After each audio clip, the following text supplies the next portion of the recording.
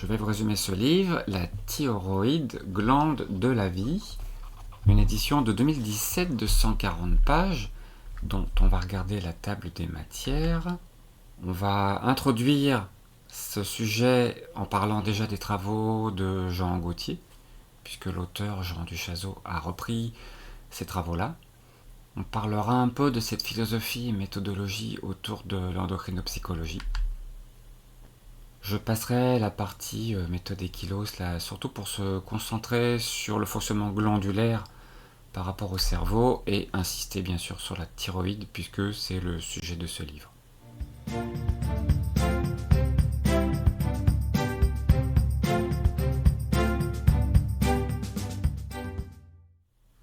L'auteur Jean Duchâteau est diplômé de psychophysiologie à l'université Paris 5 et il est l'héritier spirituel du docteur Jean Gauthier.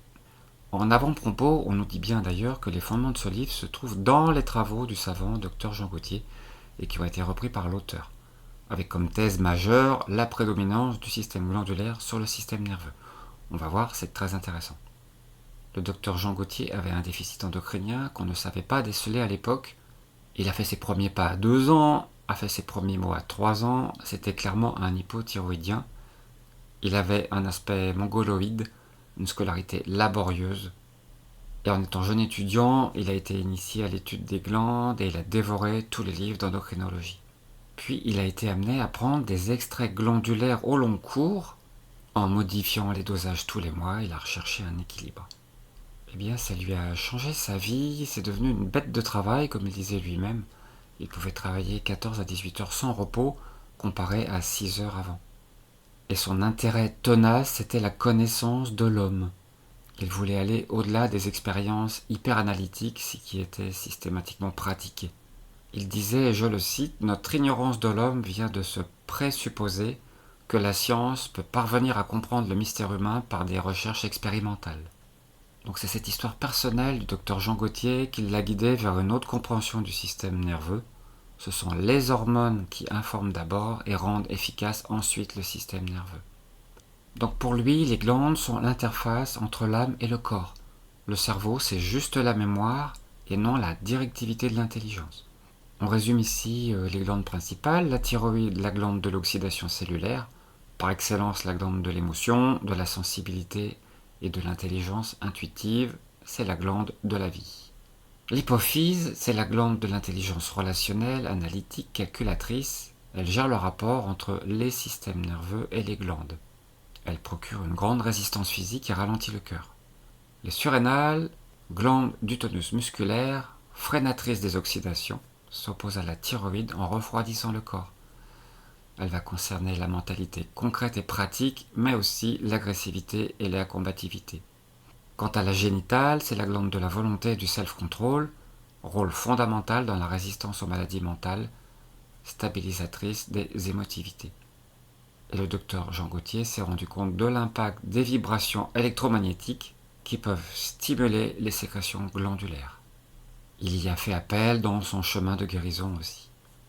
On en revient maintenant à l'auteur, Jean Duchâteau. Il a souffert lui aussi d'un gros problème à la naissance par manque d'oxygénation. S'en sont suivis des problèmes cardiaques, de respiration. Il était hyperactif, émotif, timide, il parlait très vite. Et c'est lors de sa rencontre avec le docteur Jean Gauthier qu'il a pu approcher sa pathologie comme une notion d'hyperthyroïdien. En fait, sa thyroïde cherchait à se reposer par intermittence, et il a donc lui aussi pris des extraits glandulaires d'animaux de chaque glande, et il a pris aussi une autre substance pour freiner la thyroïde. Et il a pu constater aussi une transformation de ses capacités. Il a obtenu une très grande célérité qu'il n'avait pas avant, et une belle aptitude aussi à se mouvoir, que ce soit au niveau du corps ou de l'esprit. Ses arythmies ont disparu en 6 mois, il a quand même pris des extraits glandulaires pendant 5 ans. Dans le chapitre Philosophie et méthodologie, il nous dit que la science expérimentale seule est incapable d'avoir accès à la connaissance de l'esprit. Il nous redéfinit l'intelligence comme la faculté de comprendre et le libre arbitre comme la faculté qui permet de choisir l'action que l'intelligence montre comme étant celle qui conduit à la meilleure fin. Et la notion de finalité ici est essentielle. Le libre arbitre est la qualité qui préside à chacune des facultés supérieures, car il faut que nous soyons libres pour comprendre, libre pour vouloir, libre pour aimer, etc. Alors voilà, avec notre science de la matière, ce n'est pas l'homme qu'on étudie, mais seulement son corps matériel. Avec toujours ce même postulat, le cerveau contient ce qui révèle de l'esprit. Alors que les glandes endocrines permettent l'équilibre entre le corps physique et l'esprit pour que le libre arbitre puisse faire pencher la balance vers où on choisit d'aller. Et dans cette approche qui est l'endocrinopsychologie, on parvient à montrer que les glandes agissent sur le cerveau et que la notion d'équilibre est fondamentale. En effet, les glandes en équilibre assurent les possibilités de liberté spirituelle, soit la capacité à réguler nos propres glandes par notre volonté et notre libre arbitre. Rien que ça. Et c'est comme ça qu'on arrive à montrer que les troubles de l'homme correspondent à des déséquilibres glandulaires. Et il insiste sur un point qui m'est cher, le fonctionnement de l'homme ne peut se comprendre que dans leur intégralité fonctionnelle. On ne peut pas découper l'homme en petits bouts de glandes, en petites fonctions de droite et de gauche. D'ailleurs, on ne connaît pas les mécanismes physiologiques de l'angoisse, de la peur, de la dépression, etc. On a donc ici deux approches possibles. On a la science de la nature, basée sur des expériences avec des principes de causalité. On doit retrouver que la même cause produit les mêmes effets. Et puis on a les sciences du vivant, où là il faut une approche synthétique, et l'analyse devenant compliquée en raison des phénomènes d'adaptation et d'équilibre.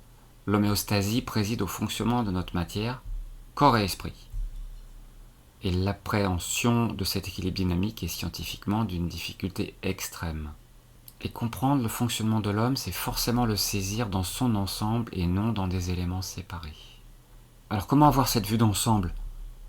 Eh bien, on va faire abstraction et s'efforcer d'apercevoir les facteurs communs à plusieurs domaines différents d'un même ordre. On va comparer à travers des abstractions conceptuelles pour saisir le point essentiel commun. Il prend comme exemple le sommeil. Quand on est actif, on a un état de conscience, et quand on est inactif, on a cet état d'inconscience. On a remarqué une diminution de la fonction thyroïdienne, comme dans la syncope, le coma ou l'anesthésie générale. Il nous parle de la génitale interstitielle et des 3 pubertés.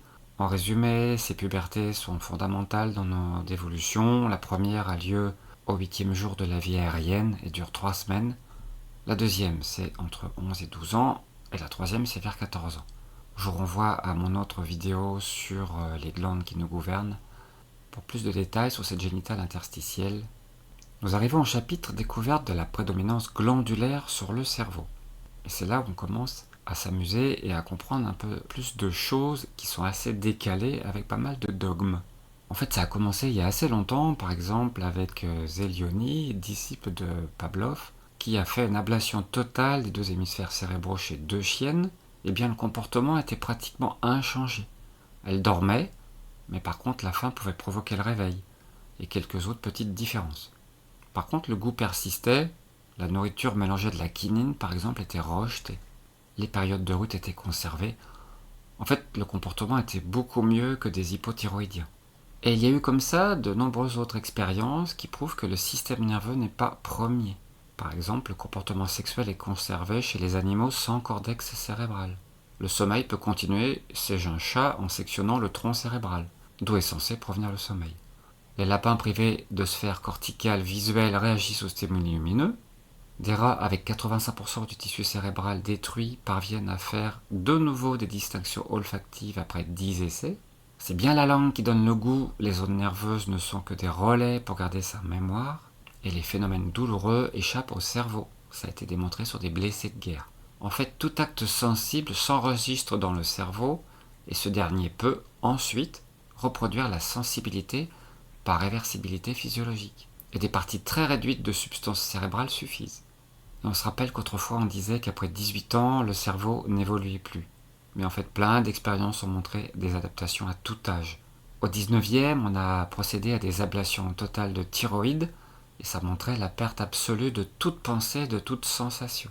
Les personnes mouraient au bout de quelques mois en complète cachexie. On démontrait qu'apprentissage et mémorisation sont le pur résultat des hormones thyroïdiennes. Et bien sûr, tout ça fait douter beaucoup de neuroscientifiques. Il reste sur le postulat de l'omnipotence du système nerveux. On a eu aussi les expériences de Claude Bernard avec l'ablation de tous les éléments nerveux qui innervent l'oreille d'un jeune lapin. Eh bien non, en fait, elle s'est développée comme l'autre oreille. Ou encore pour un chat l'ablation de tout le système nerveux menant au surrénal, eh bien les réactions étaient identiques face à un chien. Les hormones surrénaliennes prenaient toujours le relais. Ces expériences ont été faites de nombreuses fois. Eh bien c'est la thyroïde qui alerte les surrénales par voie sanguine, mais sans l'assistance du système nerveux. A noter que la tension artérielle a baissé suite à l'ablation, mais qu'elle est revenue peu à peu à la normale. Par contre, si on a une ablation de la thyroïde chez un chat, eh bien il se laisse écraser par une voiture qui roule au pas. La thyroïde, c'est le radar sensible et vital. Il n'y a pas de sensibilité dans le cerveau. Le système nerveux automatique est le moyen pour affiner, préciser ou accélérer toutes les modulations adaptatives sous tutelle de la thyroïde. Autre exemple d'adaptation aussi, dans un phénomène purement glandulaire, on a observé un pancréas de fœtus 10 fois plus gros que d'habitude pour compenser celui de sa mère qui était en déficience.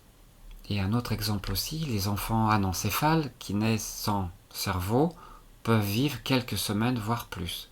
Ils ont des réactions émotionnelles et peuvent émettre même des gazouillis. Il nous parle de l'argument chronologique aussi, à savoir qu'au 3e mois de la vie aérienne, l'hypophyse, la thyroïde, les surrénales sont entièrement formés et relativement autonomes, alors que le système nerveux n'est pas encore myélinisé, c'est-à-dire que les conductions nerveuses ne peuvent pas encore être complètes par manque de cette gaine qui protège toutes les gaines nerveuses. On arrive au chapitre qui nous décrit le rôle absolument majeur de la thyroïde, cette glande de la vie. Elle permet à l'oxygène de la respiration de se déposer sur les globules rouges, et le manque d'hormones thyroïdiennes conduit à la cyanose ou à l'hypoxie. On aura là une perte de combustion et une baisse de la vitalité. On a constaté aussi que la thyroïde s'avère nécessaire à la formation des synapses. On a bien remarqué que les premières mémorisations viennent des sens, et les hypothyroïdiens ne peuvent pas se constituer un psychisme organisé. On constate aussi que le système nerveux sympathique est en connexion intime avec les cellules de la thyroïde. On constate aussi que les sursauts de l'enfant sont liés à la thyroïde. En effet, un hypothyroïdien ne sursaute pas quand on lui fait peur ou quand il a un bruit brusque autour de lui. On constate que l'épuisement nerveux est en fait un épuisement hormonal.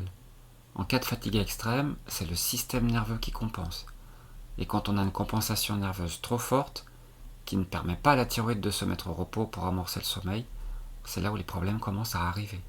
Le système nerveux assure le relais des glandes hypofonctionnelles en mettant en place des fonctionnements automatiques des organes pendant le sommeil. On doit donc obtenir un équilibre obligatoire entre la thyroïde et les automatismes nerveux. Par exemple, une thyroïde fatiguée ou quand on récupère mal avec des insomnies, eh bien les automatismes nerveux vont s'activer. Et c'est encore plus vrai dans des situations extrêmes telles que la spasmophilie, l'épilepsie et d'autres types de tremblements, la titanie, les spasmes, la fibromyalgie ou encore Parkinson. Ce sont toutes des manifestations nerveuses qui sont le résultat d'un surmenage thyroïdien.